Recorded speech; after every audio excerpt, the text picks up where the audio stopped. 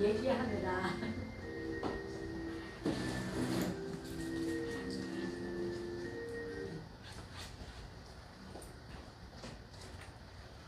할렐루야. 우리 찬송합니다. 289장 찬송합니다. 주 예수 내 맘에 들어와 계신 후 변하여 새 사람이 되고 찬양합니다.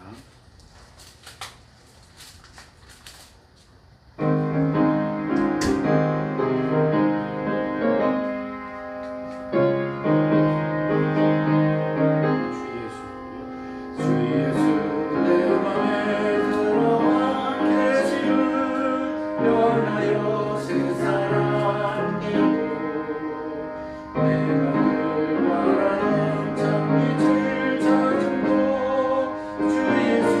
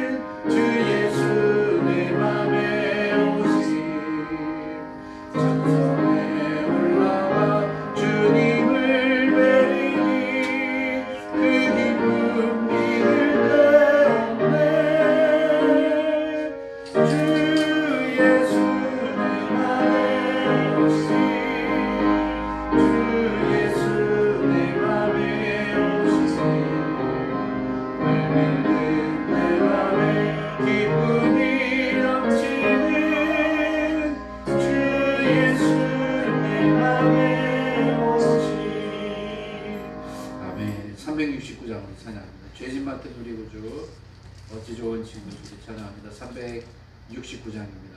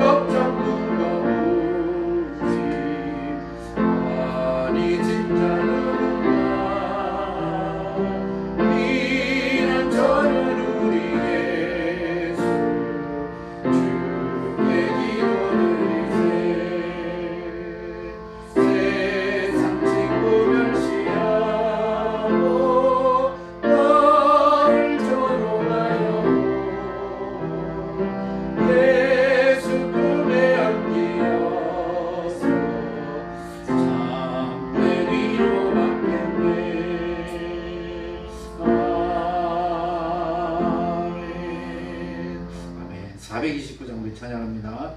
세상 모든 풍파 너를 흔들어 우리 찬양합니다. 429장 우리 찬양합니다.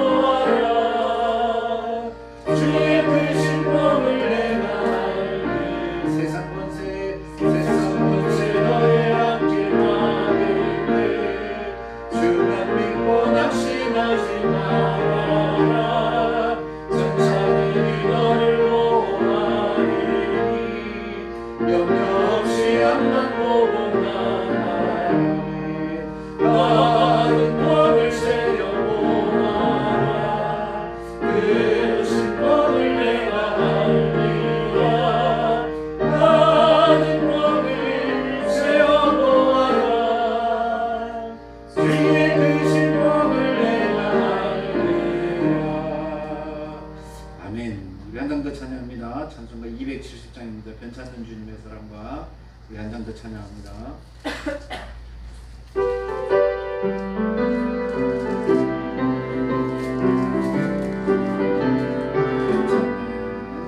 변찮는 주님의 사랑과는 거룩한 보혈의 험로를 우리 다 찬양을 합시다.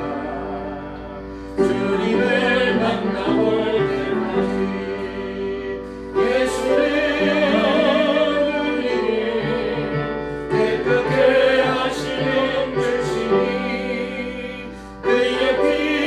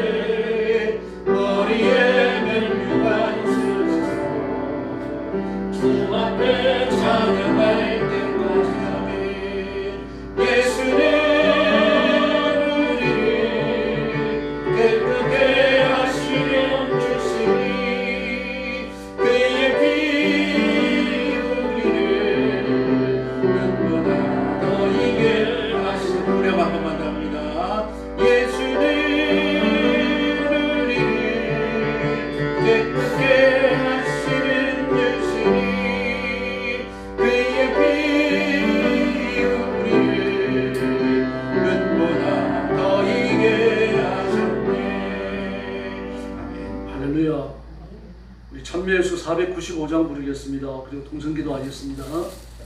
우리가 드리는 예배가 하나님께 바쳐지는 산제사가 되도록 저와 여러분 한 분 한 분은 하나님 앞에 드려진 제물처럼 그렇게 하나님 앞에 바쳐지는 예배 시간이 되도록 위해서 기도해 주시고, 또 설교하는 저를 위해서 기도해 주시고, 우리 온 성도들이 은혜 받고 교회가 놀랍게 회복되는 은총을 달라고 그러시어 주시고, 교회 부흥을 위해서 기도해 주시기 바랍니다. 찬미예수 495장 같이 부르겠습니다.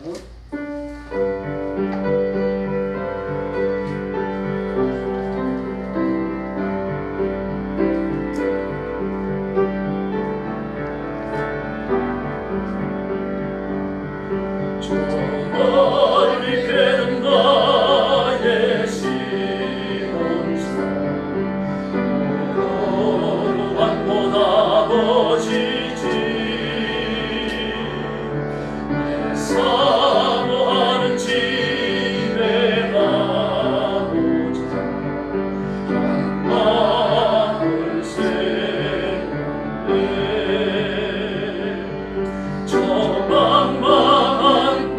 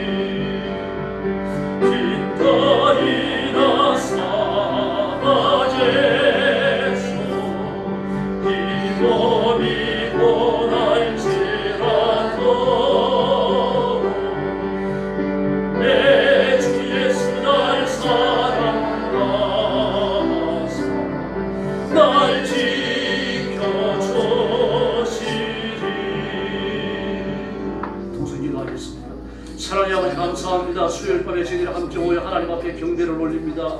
우리 주인 사랑하는 성도들 기억하시고 주의 가슴에 품으시고 한없는 신령한 은혜와 능력과 권능을 부어주시기를 간절히 원하고 기도합니다. 혹시 범죄하고 회개하지 못한 것이 있을지라도 지금 회개하는 심령을 주시고 우리 죄를 사하시며 그리스도의 보혈로 씻기시고 하나님이 받으실 만한 거룩한 산 제물이 되어 주 앞에 드려지는 예배가 되도록 원충을 베풀어 주시기를 간절히 원합니다. 제사를 받으심처럼 이 예배를 기뻐 받으시고 향을 향하심처럼 이 예배를 헌양하여 주시기를 원하옵나이다. 자비하신 하나님 아버지, 우리 하나님 앞에 허공을 치고 많은 예배가 아니라 하나님과 영적 교제가 이루어지는 예배 시간이 되도록 도와주시고 하나님의 임재를 체험하며 하나님의 권능을 체험하며 하나님의 능력을 덧입는 살아있는 제사가 되도록 우리 하나님 역사하여 주옵시기를 간절히 원하옵나이다. 온 성도들의 마음을 뜨겁게 감동하여 주시고 성령 충만함을 주시기를 바랍니다. 믿음에 부욕케 하여 주옵시기를 원하옵나이다. 말씀을 받을 때 순수한 마음을 주시기를 바랍니다. 말씀에 집중하지 하시고 하나님께 집중하는 시간이 되도록 우리 하나님 역사하여 주옵시기를 간절히 원하옵고 기도하옵나이다. 자비하신 하나님 아버지, 말씀을 전하는 조정의 은혜를 주시고 이 말씀을 순수한 심정으로 전하게 하시고 아버지의 심정으로 외칠 수 있도록 인도하여 주옵시기를 간절히 원하옵나이다. 전능하신 하나님 은혜 주시기를 바랍니다. 능력과 권능으로 역사해 주시기를 바랍니다. 너희의 손으로 만져 주시기를 바랍니다. 자비하신 하나님 아버지, 사랑하는 성도들, 하나님의 권능과 능력으로 온 이것은 성결한 성도들, 깨끗한 성도들이 되어준 하나님 앞에 죽도록 충성하게 하여 주옵시기를 간절히 원하고 기도하옵나이다. 자비하신 하나님 아버지, 교회를 주님 앞에 맡깁니다. 깨어있는 교회가 되게 하시고 살아있는 교회가 되게 하여 주시기를 바랍니다. 예수님 오시는 그날까지 복음 전하는 교회가 되게 하여 주옵시고 땅끝까지 이르러 선교하는 교회가 되도록 역사하여 주옵시고 재림의 예수님을 준비하는 교회가 되도록 우리 하나님 인도하여 주시옵소서. 자비하신 아버지, 감사합니다. 오늘 밤도 우리 성도들의 예배를 기뻐 받으시며 이전의 권능으로 임하여 우리를 다스려 주시는 것을 감사합니다. 말씀을 전하는 종의 연회를 주시고 아버지의 순수한 심정으로 말씀을 전하게 하여 주옵소서. 말씀을 받는 성도들의 연회를 주시고 기쁨과 감사함으로 말씀을 받고 말씀의 믿음을 화합하여 말씀이 약속하는 복과 승리를 누리게 하여 주옵소서. 예수님의 이름으로 간절히 기도 올리옵나이다. 아멘.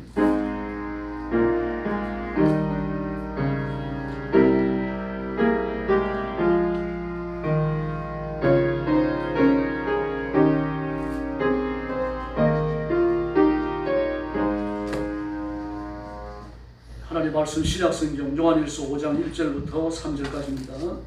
393페이지입니다.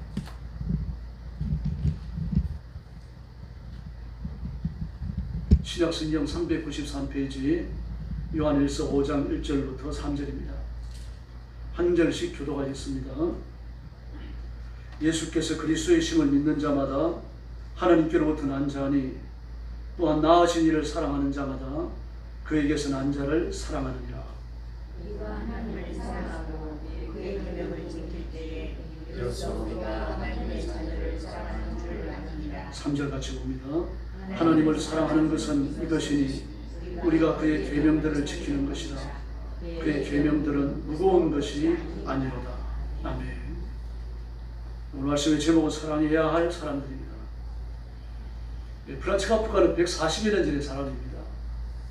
그런 성, 심판, 소송, 유명한 소설들을 남긴 소설가인데요.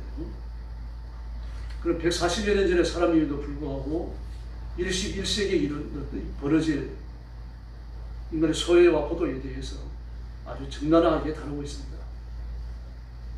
우리 어릴 때는 뭐 그냥 친구 집에 가서 여사로 잤잖아요. 또 친구 집에 가서 밥도 먹고. 그런데 지금은 진정한 친구를 논하기 어렵죠. 저학년일수록 좀 낫습니다만 초등학교가 좀 낫고 그러다 중학교는 더 어렵고 고등학교는 더 힘들고 대학교에 올라가면 책밖에 없습니다.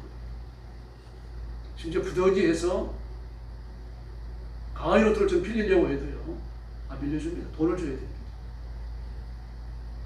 그런 아주 각박한 일들이 벌어지고 있습니다. 진정한 의미에서 친구라는 것을 찾아보기 어렵죠. 정치판은 말할 것도 없고 일상의 삶에서 그러기가 쉽다는 이야기입니다. 그래서 군종 속의 고독이라는 말이 있지 않습니까?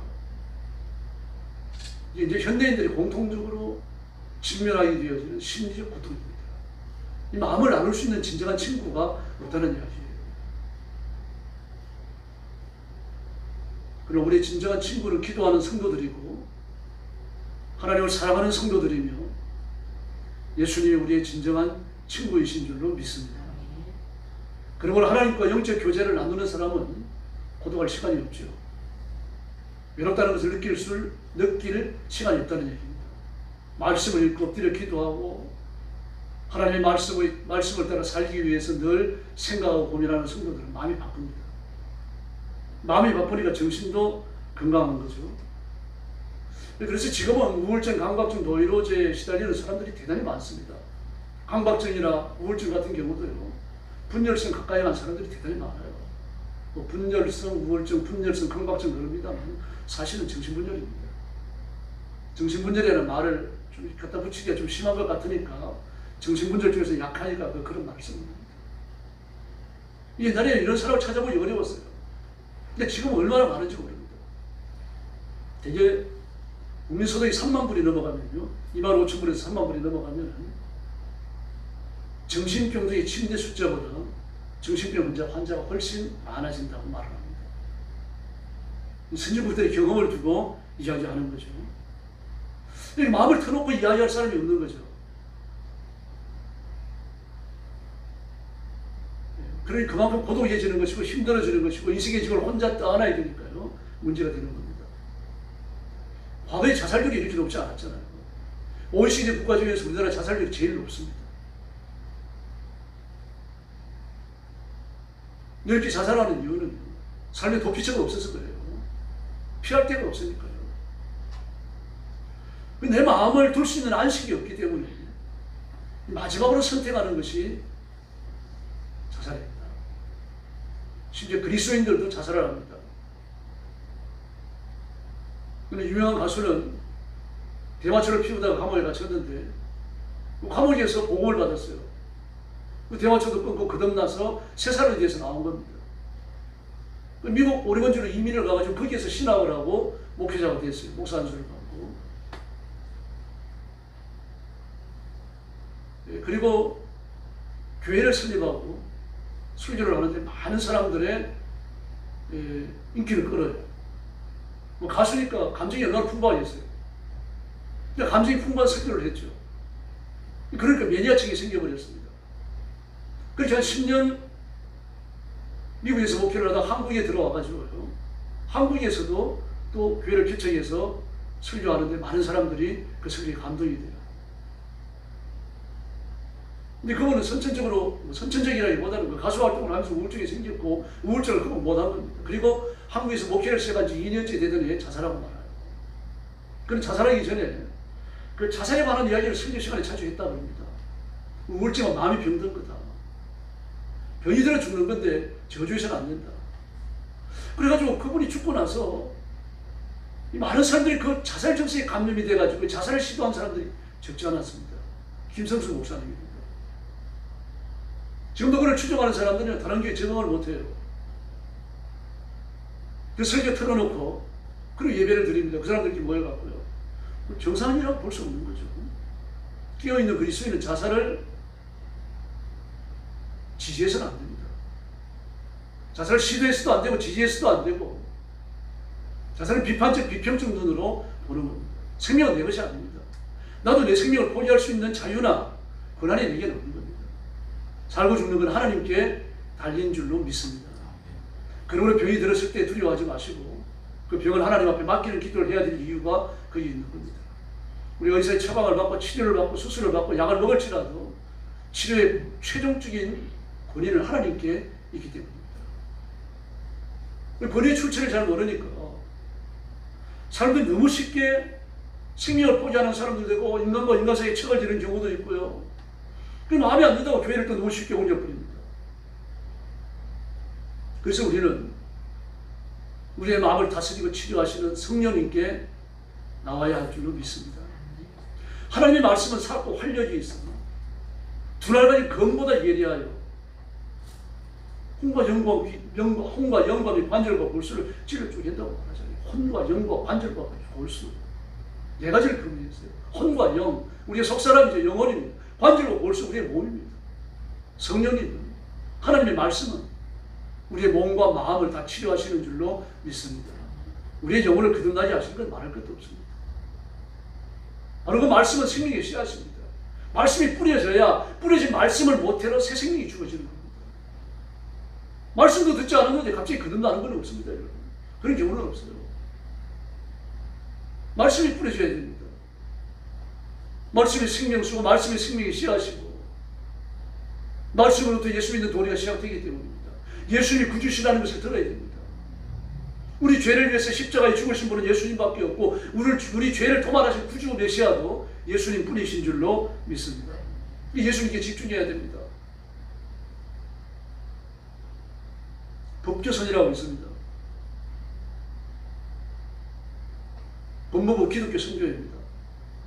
법무부 직원들이 선교회를 만든 거예요. 그리고 한국 교정 선교회도 있고요. 이렇게 교회, 한국 교도소 선교를 하는 단체들이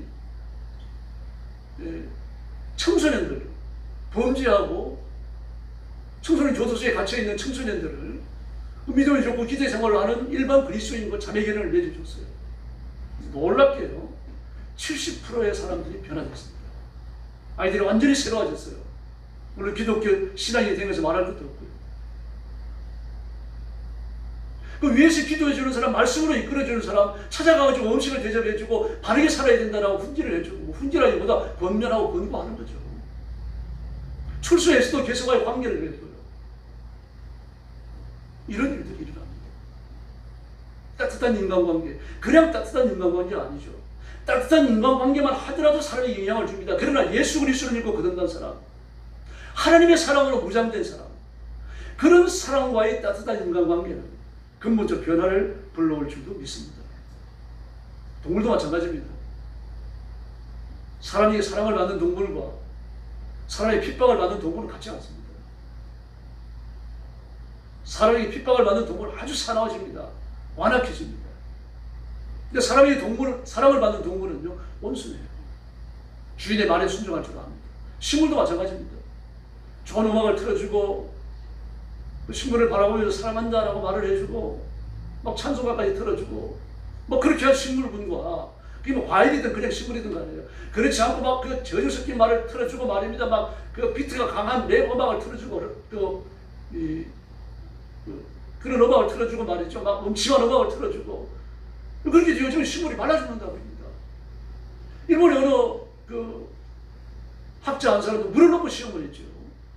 뭐 우리나라에서 매스컴에서 소개되어 오겠습니까? 잘 보이는 투명한 컵에다 대고 물 2컵을 떠놓거든요. 한 컵을 볼 때마다 축복을 하고 칭찬을 해줍니다. 고맙다고 말을 하고. 그리고 한쪽 물은요, 볼 때마다 욕을 합니다. 저주를 합니다. 근데 저주하는 그 물을 얼마 안 돼가지고 썩어버렸습니다. 근데 단순한 수돗물인데 자꾸 축복을 하고 좋은 말을 해주고 사랑한다고 말하는 그 물은요, 육박수로 변해버렸습니다.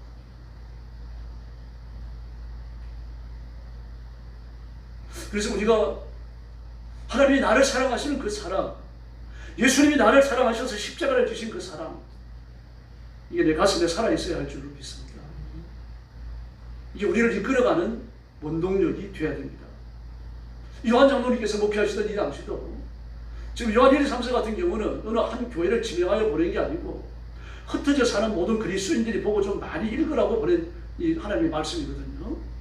근데 그 당시 소아시아 지역을 비롯해가지고 그 건동 지역에 흩어진 여러 그리스도인들이 직면하는 문제가 뭡니까? 갈등입니다. 직원이나 예나 마찬가지입니다. 교회 내의 갈등이에요. 고린도교회 같은 경우는요, 그 여자들이 교회 안에서 남자들을 너무 무시하는 겁니다.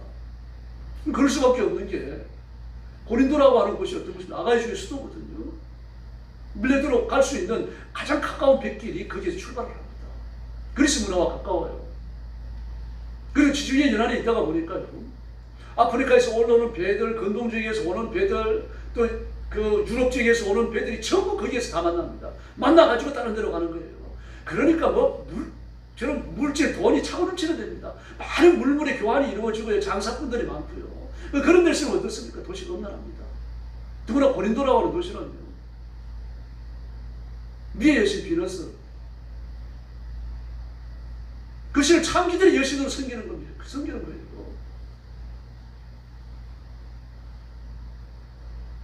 그리고 참기들이 도시의 중요한 기능을 장악합니다. 아무도 참기라고 생각하지 않습니다. 사제라고 생각을 하는 거죠. 뭐 이런 여자들이 회개 없이 교회에 들어오니까요. 남자들 쥐고 흔들려고 하는 거죠. 그 사도께서 뭐라 그럽니까? 고린도전서에서요. 여자가 교회에서 남자들 가르치면 허용치 않겠다. 여자들은 중용하라. 집에 가서 남편들에게 배워라. 아버지에게 배워라. 우리 율법적 교훈을 해요. 거기에서. 교만하시면 안 하는 얘기입니다.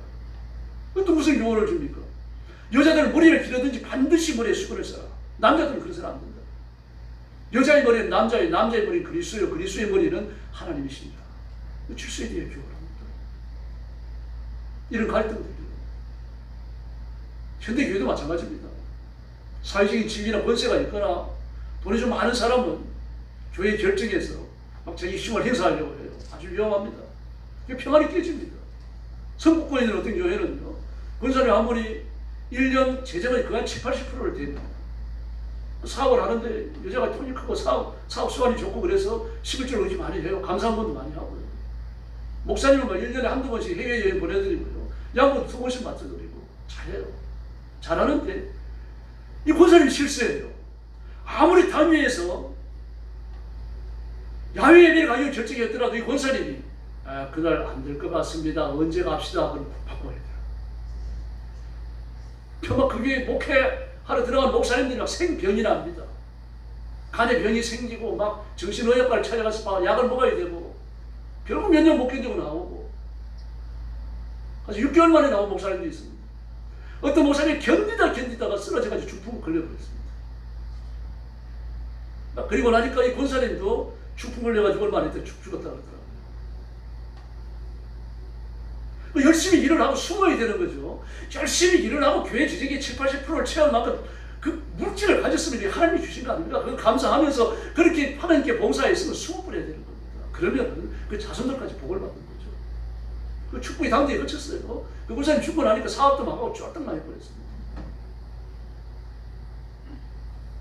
뭐 이런 문제들이 교회 안에 있는 건 뭐 초대교회라고 해서 그런 문제가 없었던 거 아닙니다. 또 고린도 교회 같은 경우는 막 이 바울에게 도전을 했잖아요. 오지 말라고. 얼마나 기가 막힙니까? 너는 왜 예수님의 사도라고 말하면서 예루살렘 교회에서 너를 파송한다는 증명사라가 없느냐? 사도라는 증명서가 없느냐? 막 그 당시에 그 예루살렘 고니가 이 순회 율법 교사들을 파송할 때 전부 라이센스 증명서를 줘가지고 보내고 지방 교회들 돌보게 했거든요. 그런 걸 뭐 하는 거예요? 근데 언제 예루살렘 교회가 그걸 발행한 적이 있습니까? 어떤 사도에게 그런 걸 발행했어요? 사도의 권위는 교회에 있는 게 아니고 예수님이신 줄로 믿습니다. 오늘날도 마찬가지입니다. 모든 목사님들이 증명서가 없어요. 목사의 권위는 하나님께 있기 때문이죠. 그래서 그런 윤리적 문제에 직면하게 되어지면 그래도 좀 괜찮아요. 근데 정말 중요한 문제는 진리에 관한 문제입니다. 진리에 관한 문제는요. 하나님의 말씀을 교묘하게 변형을 시켜가지고 진리를 비틀어 놓거든요. 예수님이 내 이웃을 내 몸처럼 사랑하라고 말하지 않았느냐. 그렇다. 그러니까 저 형제가 이단이라 그러다 일단 포용하고 끌어안아야 됩니다. 이 말씀 잘못 적용하는 거죠. 진리를 어지게 필요합니다. 그런 생각은 이상은 나누지 말라고 그랬잖아요. 너희 집에 들이지 말라고 그랬잖아요. 그 이단을 향해서 예수님께서 뭐라고 그랬습니까? 그들이 기적을 행할 때 나는 몰랐다. 나는 도무지 몰랐다. 그들이 기적을 행할 때도 악한 영들을 쫓아내고 병자를 고칠 그때에도 몰랐고 지금도 몰랐다. 앞으로도 내가 모른다. 영원히 모른다. 이단은 예수님이 모른다고 말씀하시는 거예요. 그들 어깨를 같이 하는 거 아니에요. 그들 포용하는 게 아닙니다. 같은 형제와 자매를 포용하는 거죠. 오늘도 본문에 나오잖아요. 하나님께로서 태어난 자는 하나님께서 태어난 자들끼리 사랑한다고 말을 했죠. 마귀의 종들과 사랑한다고 말하지 않아요. 뭐라고 말씀하십니까? 모니를 같이 매지 말라고 말씀하시잖아요. 어떻게 벨리알과 그리스도가 함께 할 수 있느냐? 진리를 굳게 붙드시고 진리를 지키시기를 바랍니다.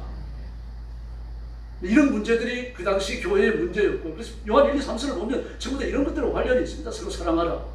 그래 이단을 멀리 해라. 내쫓아라. 집에 들이지 마라. 인사도 하지 마라. 강렬한 말로 했지. 뿐만 아니라 가난한 형제를 보거든 너는 뭐 저기 앉았든지 네 알고 싶은 대로 앉아라. 그렇게 말하고 돈 있는 사람이 오면 여기 앉으십시오. 자리를 선별해주고 이런 짓 하지 말라는 얘기입니다. 교회에 와서까지라도 권력자가 권력의 냄새를 피우게 하지 말라는 얘기죠. 돈 있는 사람이나 없는 사람이나 똑같은 하나님의 자녀인 줄 믿습니다. 우리가 하나님 앞에 섰을 때 세상이 누리는 모든 것은 다 벗어버리는 겁니다. 그리고 영적인 상태에서만 평가를 받는 거예요. 그 육신을 안 가져가는 겁니다. 하나님 앞에. 어느 예금 찾아갑니까? 그 어떤 사람이 그랬대잖아요. 이제 우스개 얘기했습니다만 죽은 이후에도 하나님 나라에 좀 헌신을 하고 싶어 갖고 살아서 교회에 헌신을 많이 한 사람이겠죠. 그래서 막 부탁을 하고 부탁을 해갖고 자기가 가진 돈을 전부 다 금으로 바꿔가지고 천국으로 가져갔다고 그러잖아요. 근데 천국으로 가져갔더니 뭐라 그럽니까? 너는 도로 포장지를 왜 가져왔느냐? 숨기를 황금으로 되었습니다. 이 땅에 사용하는 그 어떤 것도요. 하나님 앞에 평가받는 게 아니냐. 그러나 영은 평가를 받아요. 그래서 어떤 사람은 해와 같이 빛나는 영광을, 어떤 사람은 달과 같이 빛나는 영광을, 어떤 사람은 별처럼 좀 약한 영광을 그렇게 받는다고 그러잖아요. 5달란트 받은 자, 2달란트 받은 자 상급이 달라요. 10모나 받은 자, 5모나 받은 자의 상급이 다릅니다. 그러나 똑같이 하는 말씀이 뭡니까? 내 주인의 상에 참여할지어다 라고 하는 겁니다. 천국에 가면요. 이 땅에서 돈 많이 가졌느냐 적게 가졌느냐 이게 우열의 차이가 되죠. 그러나 천국에서 상급이 크냐 작으냐를 가지고 우열의 차이가 없습니다.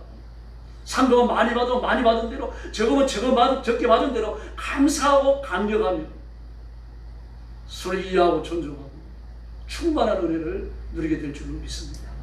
그게 천국입니다. 이게 만약에 이게 높은 게 있고 낮은 데가 있고 말입니다. 뭐 큰 영광이 있고 작은 영광이 있고 말입니다. 한 사람은 쪽팔리고 한 사람은 어수되고 천국이 아니죠. 이 땅입니다.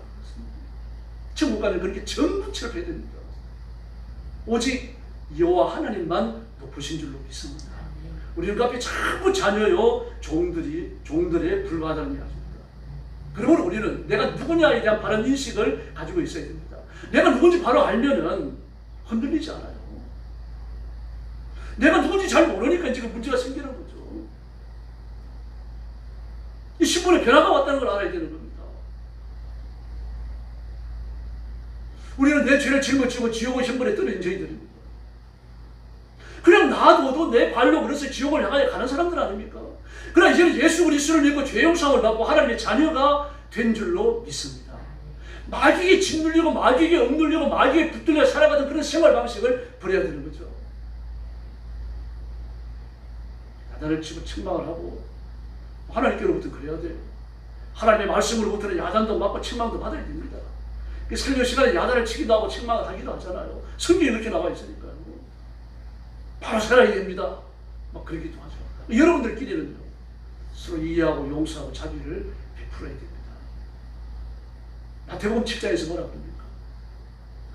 너희가 받고자 하는 대로 남에게 해주라고 말하잖아요. 그 남이 이런 말을 했을 때 내가 듣기 싫으면 그런 말 남에게 하지 말라는 얘기입니다. 가르치는 것, 잘못됐다고 판단하는 것 성령님이 하시면 돼요. 나는 가가지고 권면하면 되는 겁니다. 위에서 기도해주면 되고요. 울어주면 되는 겁니다.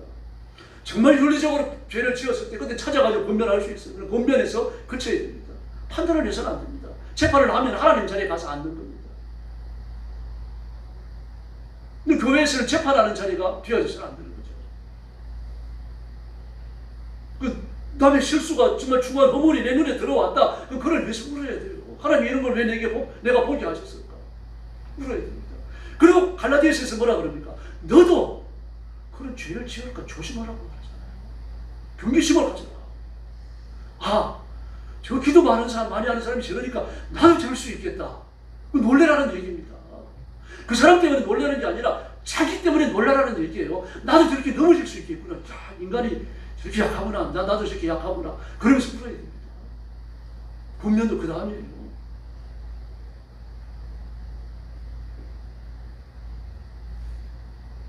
현대교회 안에도 이단이 많습니다. 이단은 아니지만 이단 비슷해서 보이는 사람이 많아요. 그 구원파 박옥수 그 사람들은 목사라고 부르는데 목사도 아닙니다. 이단입니다. 어디서 안수 받았는지 확실하지도 않고 그 교단에서 받았을지도 모르죠. 막 거기 갔다 온 장로교 합동적 목사님들 최 목사 그 박옥수 성경 세미나 한번 들어야 돼요. 왜요? 나는 그 성경에서도 못 봤던 말씀을 듣고 와서 얼마나 은혜를 받았는지 몰라. 제가 대번에 얘기했습니다. 목사님 이단 됐네요. 성경에 없는 걸 왜 들어요? 귀를 씻으세요. 회개하세요. 제가 그랬어요. 그런데 나보고 우물 안에 깨버려야 자네는 그러더라고요. 예수님 안에 있으면 되죠. 예수님을 뛰쳐나가서 뭘 얻겠다고요. 예수님 안에서 우물 안에 개구리면 되는 겁니다. 예수님 안에 개구리면 되는 거예요. 예수님 품 안에 있으면 되고 예수님 진리 안에 있으면 되는 거죠. 여기서 뛰쳐나가면요. 그때 죽어요. 그리스도에 속한 사람이 아니라는 얘기입니다. 하나님의 말씀을 귀에 담고 있어야죠. 세상에 성경이 없는 진리를 내가 들었다. 이게 무슨 진리입니까? 성경이 없는 게요. 또 내가 지금까지 듣지 못했던 설교를 들었다. 그것도 잘못됐습니다. 여러분. 지금까지 성경의 해석을 주지 않으신 하나님께서 오늘날 갑자기 그 사람을 통해서 성경 해석을 주십니까? 수천 년 동안 성경이 해석되어져 왔는데요. 그동안 그 말씀을 꼭꼭 감싸 주셨다가 그 목사님을 통해서 드러내시는 겁니까? 하나님 그런 분이 아니십니다. 모든 그리스도인들이 모든 말씀을 귀담아 듣도록 하시는 분이며 또 원하시는 분입니다. 그걸 위해서 그의 종들을 쓰시는 거예요. 그러므로 성경에 없는 진리를 들었다. 처음 듣는 말씀을 들었다. 지금부터 잘못됐다고 보시면 됩니다. 하나님의 말씀은 정통성과 전통성을 가져야 됩니다. 전통이라고 하는 것은 사도 바울부터 이어오는 그 경건의 맥락을 가지고 있어야 합니다. 이게 전통이에요. 그 다음에 정통이라고 하는 것은 하나님의 말씀에서 어긋나면 안 됩니다. 누가 무슨 말씀을 하든지 말씀의 제한 속에 있어야 되는 거죠. 이해가 안 되면요. 그럼 넘어가야 돼요. 자기 체험을 중심으로 말해서는 안 되는 겁니다. 모르면 모른다 그래야 됩니다. 저도 마찬가지입니다. 성경 진리를 저한테 질문할 때 모르는 건 저도 잘 모릅니다. 그래요.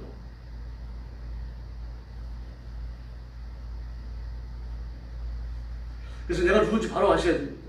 모세도 보십시오. 자기가 누군지 바로 아니까 바로의 공주의 아들로서 얻을 수 있는 모든 영화를 다 내팽개쳐버리고 하나님께로 가죠. 그리고 가시나무 뜰기 그 불꽃 가운데 나타나신 여호와 하나님을 뵙고 이스라엘 건국자가 되어가죠. 그 자기가 누군지 아니까 내가 하나님의 자녀요 하나님의 백성이요 하나님의 종이라는 사실을 아니까 그 애굽의 군벌의 영화를 내팽개쳐버리고 가는 겁니다. 가서 하나님께서 아무 말씀도 안 하셔요. 침묵하시며 40년을 또 기다렸습니다. 하나님이 불러주실 때까지요. 그 40년 동안 얼마나 답답했겠습니까? 아마 내가 이렇게 목자로 늙어 죽는 게 아닌가? 미디안 제사장 이드로의 차위로서 내가 살다가 양이나 치다가 죽는 게 아닐까? 그런 생각을 왜 안 했겠습니까? 얼마나 큰 절망이었겠어요. 40년간요. 절망하고 패배를 곱씹고 또 곱씹고 떨어질 때가 없을 때까지 40년간 떨어뜨린 후에 하나님이 그를 들어가지고 애국의 건국자로 써주셨잖아요. 내가 누군지 바로 알면 됩니다. 다윗도 보십시오. 그 엔기디 광야굴에서 사울을 죽일 기회가 있었잖아요. 그런데 어떻게 합니까? 옷깃만 살짝 베내고 맙니다. 사무엘상 24장에 나오잖아요. 그 발을 가리러 대변부로 들어간 거 아닙니까? 뭐 코를 감싸셨겠죠. 냄새가 나니까 자기 앞에서 뭐 바지 내리고 똥을 누는데요. 뭐 그런 거 있는 사람 뭐 칼로 2번 찌를 필요 없이 한 번만 찌르면 되죠. 근데 옷깃만 살짝 베냅니다. 근데 이것까지라도 괴로워가지고 하나님 앞에 회개했을 거예요. 하나님 기름 부으신 종을 내가 해친 게 아닌가. 이것 때문에요. 그래서 그는 사울을 대할 때 그리낌이 없었어요. 사울은 그렇지 않았습니다. 다윗을 대할 때 가서 그리낌이 있었어요. 자기가 다윗에게 잘못하고 있었거든요. 자기가 죄를 짓는다는 사실을 아니까 마음이 그리낌이 생기는 겁니다.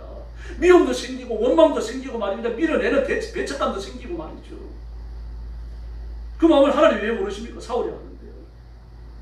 그래서 그는 다윗을 쫓아다니는 동안 불안해서 견딜 수가 없어요. 사무엘상 24장 20절을 보면요. 나는 내가 반드시 왕이 될 것을 알았고 라고 말해요. 나는 내가 반드시 왕이 될 것을 알았고, 그러면서도 다윗의 주인을 쫓았다. 하나님이 그를 왕으로 만드신다는 사실을 알았어요. 하나님의 뜻도 알았고 다윗이 장차 어떻게 된다는 걸 알면서도 그를 강대로 무너뜨리려고 하는 겁니다. 하나님의 뜻에 대항하는 거죠. 그럼 사울이 망하는 거예요. 역대상 21장을 보면 다윗은 오르나의 타작마당에서 그 실수했잖아요. 요압을 시켜가지고 백성들이 인구조사했죠. 그런데 막 요압이 말립니다. 왕이요, 하나님께서 하나님의 뜻만 있으시면 얼마든지 많은 군대를 주실 수 있습니다. 이걸 왜 조사하시려고 합니까? 이미 다윗의 마음을 알았던 거죠. 내가 부리는 군대가 몇 명이나 되는지, 내 나라의 능력이 어느 정도나 되는지 그걸 좀 알아보려고 했던 겁니다. 교만했던 거죠. 다윗의 전쟁의 승리가 군사력 때문입니까? 하나님의 은혜 때문에 그걸 알아요. 그걸 알았는데 마귀 와서 부추기니까요. 다윗이 넘어가 버립니다. 그리고 하나님께서 심판을 시작했어요. 그래서 그는 오르나의 타작마당에서 금을 들고 있는 천사를 보고 그게 단을 배설합니다. 근데 그는 왕입니다. 왕은 국가의 주인이에요. 그 당시에 사람들은 왕은 신의 현현으로 생각을 했습니다. 그러므로 그 타작마당을 그냥 자기가 사용할 수 있어요. 그런데 어떻게 합니까? 전부 돈을 줍니다. 돈을 주고, 나무도 돈을 주고, 소도 돈을 주고, 전부 다 대가를 지불하고 사서 자기 것으로 만든 다음에 그 다음에 하나님 앞에 헌신해요. 그 겸손을 보여줍니다. 그리고 왕이 권한을 사용한 게 아닙니다. 하나님을 섬기는 한 성도의 위치로 자신을 낮춘 거죠. 자기 옛날 신분을 알았습니다. 자기는 목동입니다. 목장 주인도 아니고 양씨는 목동이요. 목동을 들어가지고 왕으로 만드신 하나님이라고 하면은 그 왕을 목동으로 돌려보내는 건 더 쉬운 거 아닙니까? 주셔서 높이시는 하나님인데 빼앗고 낮추는 게 더 쉬운 거죠. 밟으면 되는 겁니다. 그럼 그렇게 겸손할 수밖에 없어요. 왕으로 있으면서도 시편에 다윗의 기도를 보십시오. 푸부 절절히 원수의 손에서 건져 주십시오. 이 왕의 위력과 왕의 능력과 왕의 군사력을 이용해가지고 단번에 군대를 보내가지고 아주 단칼에 끝장내는 게 아니고 하나님의 도움을 구해요. 그런 영의 원리를 알았고 자기가 누군지 바로 알았기 때문입니다. 그래서 요나단의 아들 모비보셋에게도 재산을 회복시켜 주시고 역대하 9장을 보면 왕의 식탁에서 발먹게 만들어줘요. 왕자와 같은 대접을 한 겁니다. 왕실 사람으로 대접을 해주한 거예요. 그 원수의 손자를 말입니다. 그럼 이런 아량을 베풉니다. 자기가 누군지 알았기 때문입니다. 압살롬이 난 때도요. 그 시므이가 쫓아오면서 말입니다. 막 돌을 던지고 황토를 날리면서 뭐라고 말합니까? 또 저주합니다. 피 흘린 자야 사악한 자야 가거라 가거라 사울의 족속의 모든 피를 여호와께서 내게 돌리셨도다. 이 사악한 자요 그랬는데 개혁성경에 보면 비루한 자요 이렇게 말합니다. 비루한 자요 비천한 자요. 이 도둑놈 목동 같은 도둑놈 목동아 그렇게 부르는 겁니다. 지금요. 다윗의 옛날 직업을 끌어올리는 거예요. 이 비루한 자요. 기본에 보면 그런 뜻이에요. 이 비루하고 비천하고 완전히 자질도 없는 그런 생판 못난 놈인데 이제 하나님께서 너를 교만한 너를 내쫓아가지고 그 위치로 돌려보내는 거예요. 이렇게 저주를 부르는 거예요. 그때 스로의 아들 아비새가 이따가 뭐라 그럽니까? 제가 가가지고 저 죽은 개 같은 자를 단간에 없애버리겠어. 다윗이 놀라운 말을 해요. 아니다. 그냥 두어라. 만약에 하나님께서 저주하게 하셔서 나를 저주하는 것이라면 저 저주 때문에 나는 회복될 것이다 라고 말합니다. 얼마나 비참합니까? 아들이 나를 일으켰어요. 아버지 왕위를 빼앗으려고요. 그 처참한 상황에서 말입니다. 맨발로 신발로 신지 못했어요. 맨발로 울면서 기도의 시대를 건넙니다. 그리고 나니까 이 시몬이 나타나가지고 그 저주를 퍼붓는 거예요. 그런데 정신을 바짝 차리는 겁니다. 이를 영적으로 생각한 겁니다. 지금요. 저런 놈이 나한테 저럴 수가 있느냐 그렇게 생각하지 않습니다. 그걸 영적으로 파악하는 거죠. 아, 내가 죄가 있어서 하나님 나를 낮추시는구나. 대우는 저주잖아요. 이 사악한 자에 비루한 자에 가거라. 사울의 집안에 흘린 피를 하나님께서 네 머리에 돌리시는 거예요. 정신 번쩍 들었어요. 그리고 말을 바로잡지 않습니까? 설레의 말을 바로잡아요. 아니다 그냥 둬라. 하나님이 저주하게 하셔서 저주하시는 거라면 지금 하나님의 매가 떨어지고 있는 거다. 하나님의 심판이 임하고 있는 거다. 하나님의 채찍이 임하고 있는 것이니까 내 죄값을 치르게 되어졌다. 그러므로 하나님이 나를 높이실 것이다. 그 믿음이 살아있었습니다. 그렇게 우리가 살아있는 믿음을 가져야 할 줄로 믿습니다. 그래서 사랑의 수고가 따릅니다. 그 심하게 복수하지 않아요. 다했습니다. 그래서 데살로니가전서 1장 3절을 보면요, 믿음의 역사와 사랑의 수고와 그렇게 말합니다. 사랑의 수고와, 사랑의 수고가 따르는 겁니다. 믿음으로 역사해라, 믿음으로 살아라, 믿음으로 인생을 살아가라는 이야기입니다. 믿음으로 큰 역사를 드러내라, 그런 뜻이 아니고, 역사라는 말은요, 인생을 산다는 그런 뜻입니다. 물 한 잔 마실 때도, 밥 한 그릇 먹을 때도 말입니다. 사람을 만날 때도, 쇼핑하러 가가지고 무슨 파한다를 살 때도 믿음을 하라는 이야기예요. 하나님께서 범사에 지키실 줄로 믿습니다. 그래서 사랑은요, 수고가 뒤따라야 됩니다. 입술만 가고 사랑하지 말라는 이야기죠. 우리가 그렇잖아요. 사랑하려고 하면 수고가 뒤따라잖아요. 내 주머니에 돈을 써야 되고, 시간을 내야 되고요, 음식을 사줘야 되고, 만나고 얘기를 해줘야 되고요. 그 형제의 어려움, 자매의 어려움을 돌아보지 아니하면 내가 짐을 진 짐은 아무것도 없는 거죠. 그런데 주님께서 사랑의 수고가 뒤따라야 된다라고 말씀하고 계십니다. 뿐만 아니라 칭찬은 사랑의 언어입니다. 입만 열면은 잘못을 지적하고 가르치려고 하고 그런 사람들이 있습니다. 그런 거 하면 입만 열면은 칭찬하는 사람들이 있어요. 아, 멋진데 파마 이쁘게 나왔는데 어디서 했어? 어디서 했는 줄 알아요? 동네 사람 모니 파마인 줄 압니다. 그래서 뭐라 그럽니까? 아이고야, 파마 되게 이쁘게 나왔네. 뭐 칭찬해 주는 거죠. 여기 그 모니 파마였지. 그런 말을 안 해도 상처를 입습니다. 눈빛만 봐도요. 좋은 말을 해줘야 됩니다. 사랑의 말을 해주고 좋은 말을 해주고 수고 참 많이 한다. 너 열심히 일하는 거 보니까 정말 기쁘다. 하나님이 기뻐하실 거다. 뭐 그런 말하는데 돈 드는 거 아니잖아요. 그러므로 그리스도인과 그리스도인끼리의 대인관계는요, 인간적 실수가 아닙니다. 하나님의 사랑을 하는 겁니다. 하나님의 사랑이 있으니까 그렇게 되는 거죠. 사모가 하루는 그러더라고요. 제가 짜증을 좀 냈더니 화를 안 내면서 그래요. 성령 충만하면요, 화가 안 나요. 그러더라고요. 제가 판정표한 거죠. 그 성령 충만하면, 하나님의 사랑이 내 가슴에 있으면 화를 안 내요. 당신이 짜증을 내지만 나는 화가 안 난다는 얘기죠.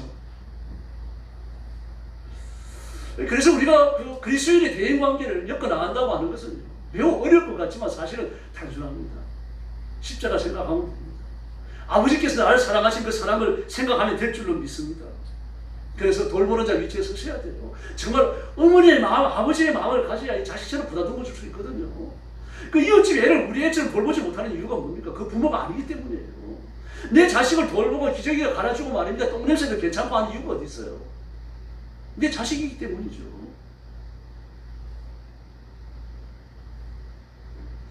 노회 장로님하고 권사님 부부가 계셨는데 권사님 세상을 떴어요. 그런데 이제 그분이 몸 허리 아래가 이렇게 마비가 돼가지고 좀 요양원에 가셨으면 좋겠는데 안 가시는 겁니다. 근데 그 남편 장로님이 아주 직업정성으로 수발을 들어요. 도시에서는 너무 힘드니까 강화까지 이사를 갔습니다. 대소변을 받아내야 되니까 냄새가 나니까 흙집을 지었어요. 흙집을 지으면 냄새가 안 난다 그래가지고. 그리고 흙집을 짓고 이제 그 대소변을 받아내는 일을 하는 겁니다. 한두 해가 아니었죠. 몇 해 동안 했어요. 한데 진짜 대소변 냄새가 안 나는 겁니다. 아무 냄새가 안 나요. 그때마다 만나는 사람마다 얘기하는 겁니다. 아, 이렇게 있는데 대소변 냄새가 안 난다. 너도 나중에 무슨 일이 생기면 흙집 지어라. 그런 일이 일어나서는 안 되겠지만 그래요. 근데 이제 몇 달 전에 장례식을 했습니다. 그러고 나서는 저를 만났어요. 장례식장에 가서 만났습니다. 만나고 그런 거 제 손을 꼭 씹면서 목사님 깜짝 놀랐습니다. 나는 흙집이어서 냄새가 안 나는 줄 알았는데 장례식 끝나고 들어가니까 코를 틀 수 없도록 냄새가 가득했습니다. 냄새 안 나도록 하신 게 뭡니까? 하나님 원해죠. 아내에 대한 사랑이었던 겁니다. 근데 성령께서 그 마음 붙들어 계신 거죠. 그렇죠. 대단한 장관이죠. 그러니까. 몇 년씩 그렇게 자기 대소변을 받아냈으니까요. 네, 그리고 또 자기 시어머니 대소변을 받아낸 며느리도 있습니다. 3년, 4년씩. 이런 미담을 찾아보면 많아요. 인터넷에도 많이 올라옵니다. 근데 제 곁에 계시는 분, 늘 노예에서 모시는 분이 그런 일을 겪으면서도 야, 흙집이어서 그랬구나. 근데 장례식을 딱 끝나고 들어가는 순간 말이야. 냄새가, 그런 냄새가 악취가 날 수 없다는 거예요. 하나님이 참 신기한 분이시죠. 그 냄새까지 컨트롤 해주셨던 겁니다. 그 자기가 말이 옳았다 그래요. 하나님께서 내 코까지 막아주셨구나. 아내를 이렇게 사랑하라. 그분 해병대 출신이어가지고 아내한테 막 함부로 했었습니다. 주먹질 한 적도 있고요. 나중에 이제 그런 일이 생기니까 그런 깨달음이 오더라는 거예요. 내가 평소에 아내한테 잘못했어 했더니 이제 마지막에 아내한테 잘하라고 하나님이 이런 기회를 주셨구나.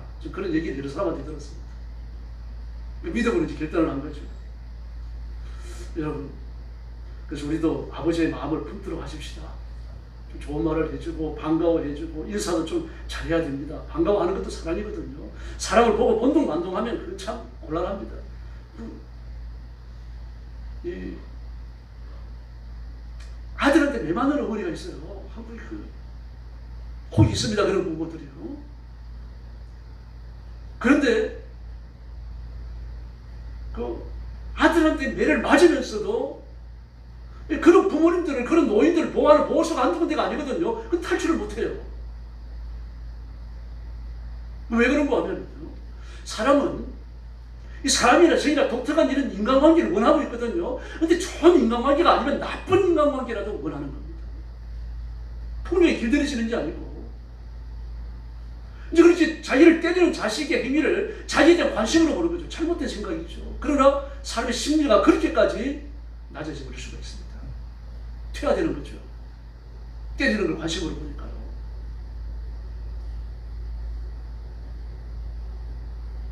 그래서 우리는 하나님의 사랑을 입든 악한 마음을 품고 악한 감정을 품든 어쨌든 우리는 그런 생활을 해야만 합니다. 이왕이면 하나님의 사랑을 품고 예수님의 사랑을 품고 성령님의 관심을 품고 그리고 인생을 살아가야 할 줄로 믿습니다. 어떤 악한 생각과 악한 감정도 우리를 지배하기 위해서는 안 된다는 이야기입니다. 그래서 우리의 마음은 타오르는 모닥불 같아야 할 줄로 믿습니다. 나무와 나무가 서로 어울려야 확 타오르는 거죠. 띄어놓으면 다 불 꺼져 버립니다. 그래서 골로새서 3장 14절을 보면 이 모든 것 위에 사랑을 더하라. 이는 온전하게 매는 띠니라. 큰 나무 작은 나무 뭐 두꺼운 나무 얇은 나무 전부 다 사랑의 매는 줄로 하나를 묶어놓을 수 있다는 얘기입니다. 그런 걸 반가워하고 웃어주고 천지사의 조미를 오시면 따고 들어가잖아요. 안내스러운 분들이 인사에 좋으면요. 안내스러운 분들 때문에 교회에 나와 등록하는 분들이 있습니다. 저는 간증을 몇 군데 들어봤어요. 저는 안내스러운 아무개 권사님 때문에 교회에 등록합니다. 그러는 분들. 전도받아서 나온 게 아니라 어쩌다 교회 앞을 지나가는데 너무 반갑게 대해주고 말이죠. 좀 마음이 좀 우울하고 그랬는데 마음이 확 열려버린 거죠. 교회에 들어오게 되어지고 또 등록하고 예수 믿고 말입니다. 이런 일들이 막 일어납니다. 저와 여러분 하나님의 사랑의 메신저인 줄로 믿습니다. 그래서 이런 사랑에는 하나님의 보상이 따릅니다. 사랑에는 수고가 수반되기 때문에 하나님의 그 수고를 기억해 주시는 거예요. 땀 흘리는 수고, 내 시간을 헌신하는 수고, 내 물질을 헌신하는 수고, 내 마음속에 복잡한 생각까지 전부 다 포기해버리고 내 이웃, 내 형제, 내 자매만을 생각하는 그 수고, 그걸 기억해 주시는 겁니다. 영혼은 영의 질서가 평안하고 육신은 육신의 질서가 평안합니다. 그러나 육신의 질서와 영의 질서가 갈라지면 그때부터 인생의 편집을 바꿔옵니다. 그리고 육신을 쳐서 영의 질서에 굴복시켜야 할 줄 믿습니다.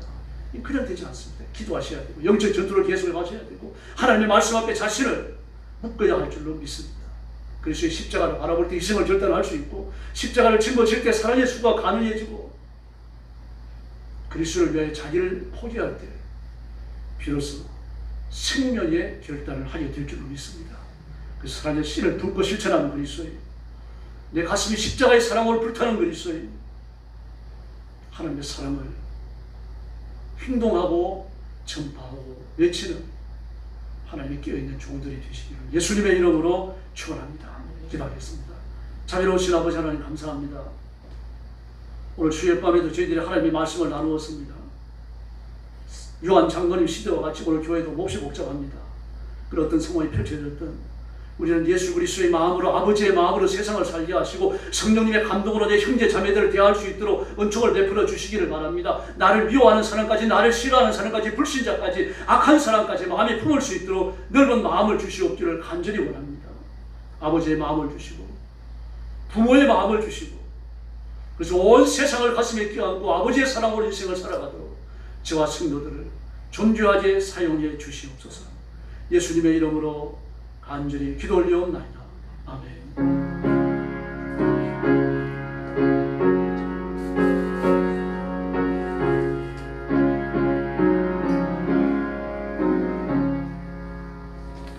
(397장) 부르겠습니다.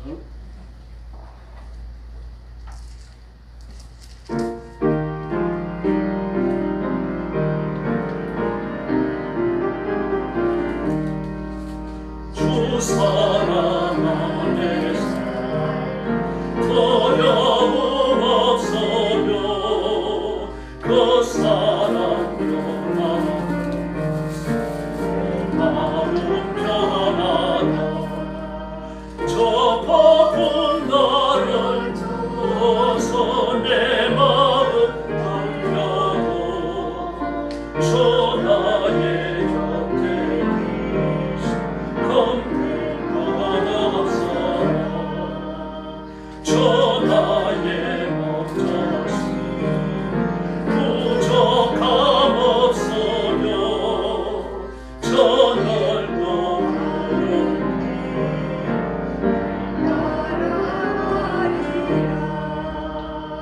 거지에 나를 깨쳐 내 앞길 밝히니 저 나의 길을 주께 살리라. 저 넓고 푸른 내 앞에 열리고 그 하늘 모인다. 고단한 나의 선한 저만한 생각이 참 보내 되신 주 널 함께 하소서.